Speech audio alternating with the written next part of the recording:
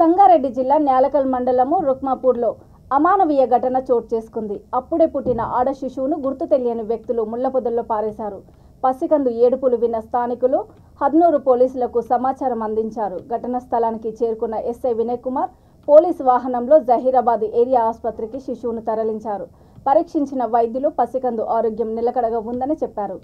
ICDS సిబ్బంది సహకారంతో పసికందును పారవేసిన ఘటనపై అంగన్వాడీ ఆశా కార్యకర్తల సహాయంతో దర్యాప్తు చేసి బాధితులను గుర్తిస్తామని పోలీసులు తెలిపారు.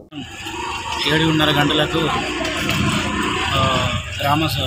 రుక్మాపూర్ గ్రామ సర్పంచ్ ద్వారా నాకు సమాచారం రాగా ఇమీడియట్గా నేను రుక్మాపూర్ విలేజ్ అవుట్స్కట్లో ఒక ఫీమేల్ గర్ల్ పడి ఉందని చెప్పి బార్న్ బేబీ పడి ఉందని చెప్పి సమాచారం రాగా ఇమీడియట్గా వెళ్ళి చూసేసరికి పడి ఉంది. అక్కడ ఆశా వర్కర్ మరియు అంగన్వాడీ సూపర్వైజర్ సహకారంతో గ్రామస్తుల సహకారంతో ఇమీడియట్గా పాపను ట్రీట్మెంట్ నిమిత్తం జహీరాబాద్ ప్రభుత్వ ఆసుపత్రికి తీసుకొచ్చినాము.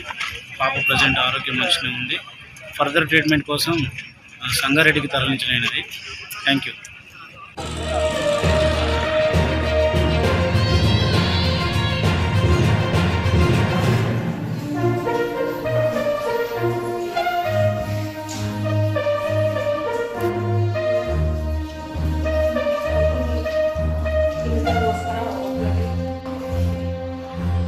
ఓకే, మీరు చూడండి.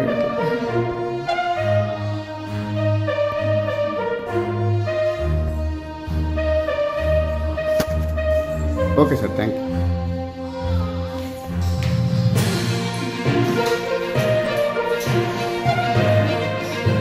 పొదలలో పడేసారా సార్ రోడ్డు పక్కన?